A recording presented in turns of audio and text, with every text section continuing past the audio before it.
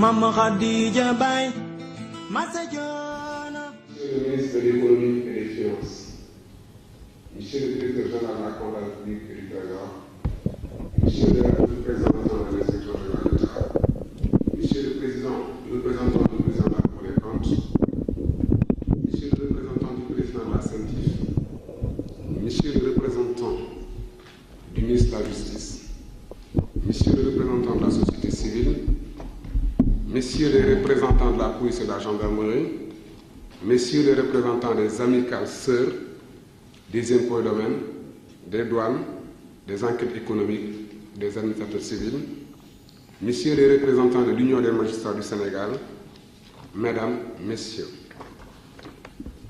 chers amicalistes, chers invités, à l'entame de mon propos, j'aimerais adresser mes vifs et sincères remerciements aux autorités du ministère de l'Économie et des Finances et à la Direction générale de la comptabilité publique et du Trésor qui, malgré un emploi temps un peu plus chargé, ont tenu à marquer de leur présence au séminaire dont la pertinence du thème et son actualité se posent avec acuité. Chers collègues amicalistes, Mesdames, Messieurs, c'est avec un intérêt particulier que l'Amicale des inspecteurs du Trésor du Sénégal a réuni autour du thème de la responsabilité des comptables publics différents acteurs, corps de contrôle, justice, comptables publics, etc.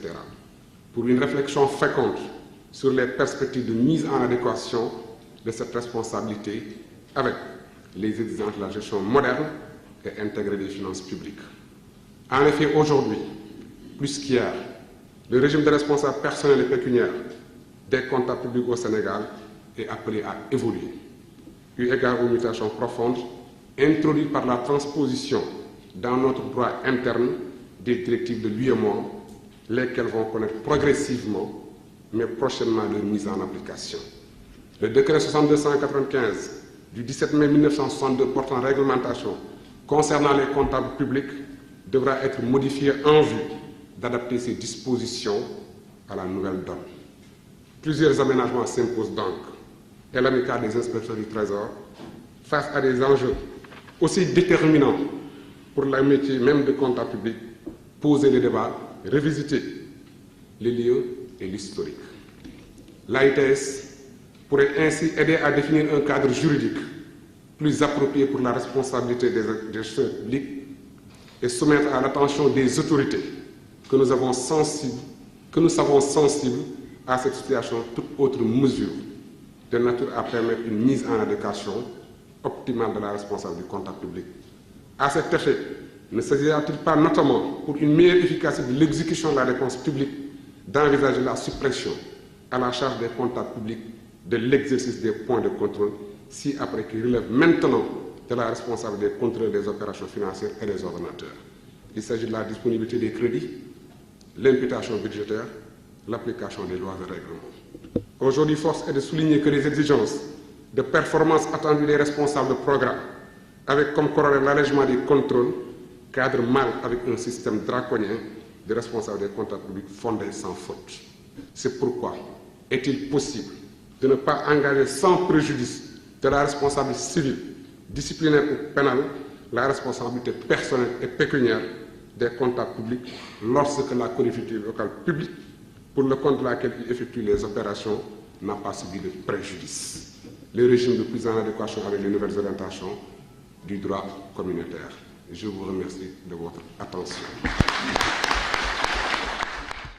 Oui, c'est Mamadou Omar Bokoum, inspecteur principal du Trésor, receveur municipal de Dakar et président de l'Amicale des inspecteurs du Trésor. Le prétexte de ce séminaire et les attentes de la suite de Merci. Le thème du séminaire, c'est la responsabilité des comptables publics. Vous savez, c'est un thème très très important parce que quand on est comptable public, on a une responsabilité personnelle et pécuniaire. Et cette responsabilité personnelle et pécuniaire se prolonge jusque dans votre famille, jusque dans votre descendance. Vous voyez, quand on engage la responsabilité d'un comptable public, il a l'obligation de payer ou bien sa femme ou bien sa descendance. Vous voyez, c'est une lourde responsabilité. Et eu égard aujourd'hui aux mutations en cours dans le monde et dans l'espace de l'UEMOA, nous avons jugé nécessaire de réfléchir sur cette responsabilité que nous considérons comme étant une épée de Damoclès sur la tête des comptables publics, en vue effectivement de donner notre contribution par rapport à cette évolution des textes qui est en marche. Pour nous, aujourd'hui, il faut revoir, recadrer cette responsabilité, mieux la réorganiser et essayer aussi de protéger derrière les intérêts des comptables publics qui, le plus souvent, travaillent dans des conditions quand même qui peuvent favoriser une faute, peut-être même d'inattention. Il y a aussi une question de modernisation, des finances. Est-ce que vous pouvez apporter des éléments de réponse par rapport à ça? Oui, comme vous l'a dit le ministre de l'économie et des finances tout à l'heure, effectivement, si vous regardez un peu l'évolution du monde des finances, effectivement, il y a une évolution en cours. C'est d'aller dans le sens, comme vous l'avez dit, pas moderniser, mais d'assainir les finances publiques. Ça a été l'orientation du gouvernement, c'est l'orientation appliquée par le ministère de l'économie et des finances, aller dans le sens de l'assainissement des finances publiques pour permettre, comme il l'a dit aussi, de dégager des marges qu'on pourrait réinjecter dans le tissu économique sénégalais.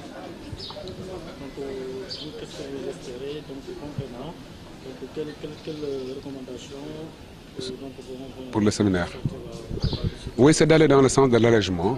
Après les conclusions, c'est d'aller dans le sens de l'allègement de cette responsabilité, comme je l'ai dit tout à l'heure, qui est personnelle, pécuniaire et qui est très lourde. Nous allons réfléchir sur des axes qui permettent quand même d'alléger et d'encadrer cette responsabilité. Vous savez, la responsabilité des comptables publics, le décret qui régit la responsabilité des comptables publics date de 1962. Depuis 1962, ce décret n'a pas connu d'évolution. Vous voyez, de 1950 à aujourd'hui, on pense que le monde a tellement bougé, effectivement, et les textes doivent aussi bouger en même temps. Voilà. Actuellement, la législation, qu'est-ce qu'elle prévoit pour les comptables? C'est le décret de 62 qui est en vigueur aujourd'hui. C'est le décret de 1962 qui est en vigueur.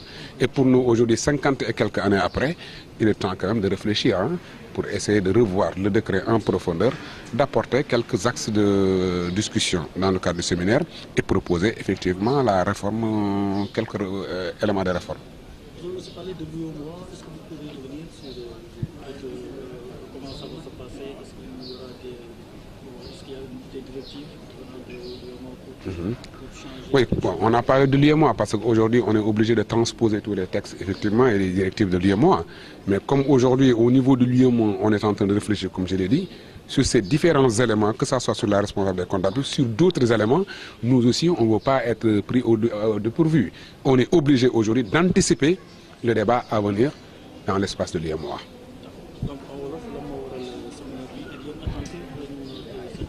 waaw li waral séminaire bi mooy li ñuy wax responsabilité ñun comptable public ñun ñi nga xam ne dañ ñoo dénk alalu réew mi dañ ñoo dénk alal bu ñuy gérer dafa di benn texte boo xam ne depuis 1962 lañ ko jël texte boobu tey mooy tëral charte comptable public li ñuy wax responsabilité am ñu xalaat ne que texte bi yàgg na lool 1962 ba léegi te 1952 ba léegi yàgg na 62 ba léegi du moins yàgg na.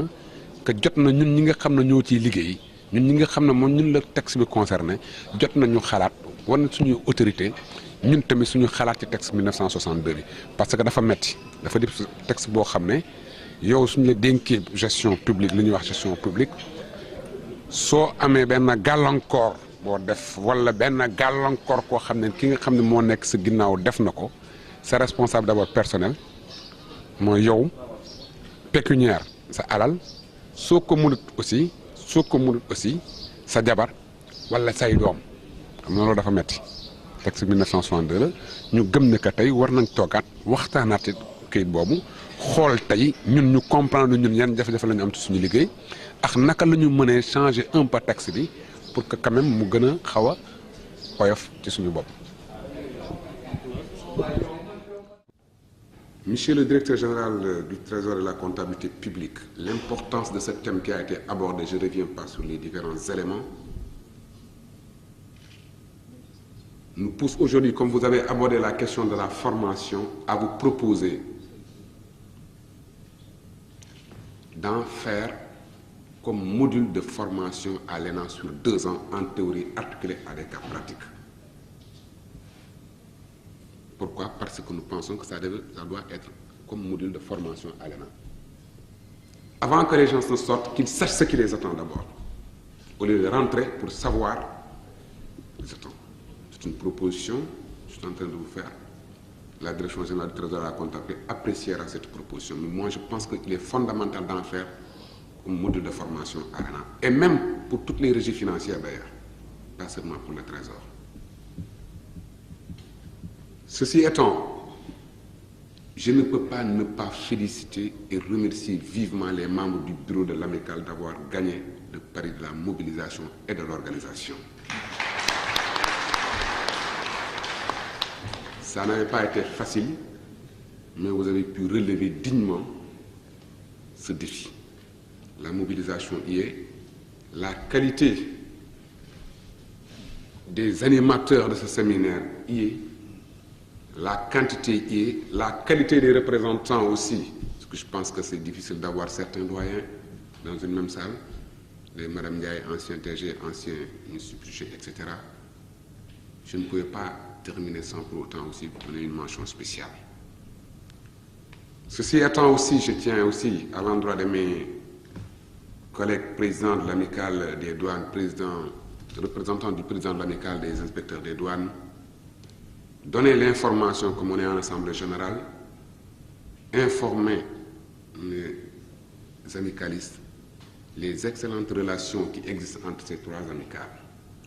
Nous sommes allés jusqu'à créer même une coordination des trois amicales qui se réunissent souvent, les présidents des trois bureaux, avec une présidence rotative. Cela montre que déjà, monsieur le directeur général, qu'entre nous, impôts et douanes, on a des projets, on a des relations très poussées.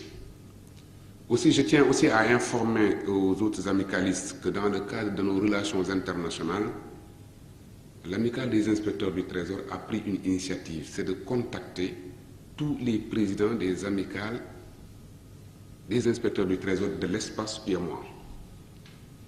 Parce que pour nous, on ne peut plus rester arc-bouté compte tenu de l'évolution comme amicale au plan interne. Nous avions pris les initiatives depuis plus de 5-6 mois. Nous avions pu avoir les adresses et les contacts téléphoniques de tous nos collègues de l'espace UEMOA. Et on nous avait même proposé de faire le statut et le règlement intérieur pour aller dans une supranationale des amicales des inspecteurs du Trésor de l'espace UEMOA. Et on a rédigé, et on a fait le projet de statut et de règlement intérieur. L'initiative est de l'AITS et nos autres collègues de l'espace UEMOA nous proposent même pour la première rencontre de lancement de cette supranationale qu'on le fasse à Dakar et que le siège soit un siège rotatif et pour la première fois ce sera à Dakar. Donc c'est pour informer. On se dit avec les dispositions de l'UEMOA, il faut tendre vers une supranationale des amicales d'inspecteurs. On a pris l'initiative et on est en avance. Je pense que je vais demander à mon secrétaire général d'essayer d'envoyer le projet que nous avons fait du statut des règlements intérieurs qu'on a appelé une supranationale des amicales des inspecteurs du Trésor de l'espace UEMOA. Je pense que aussi c'était important que je donne cette information à l'assistance pour vous dire qu'on est en train de mener des contacts au plan international. Donc si Dieu le veut, avant peut-être la fin de notre mandat, on ne mènera aucun effort pour que cette rencontre ait lieu à Dakar. Il y a des possibilités au niveau de l'UEMOA. On peut participer dans les projets des directives et autres avec les autres collègues. On va essayer effectivement, nous aussi, de créer notre UEMOA amical. Je pense que c'est important. Je crois, monsieur le modérateur, je pense que j'ai remercié tout le monde, j'ai félicité tout le monde. Il ne me reste simplement qu'à souhaiter à tous les participants un très bon retour. Et merci. La séance est levée. Merci. C'est bien. Okay. Félicitations. Merci bien. Merci bien. Merci.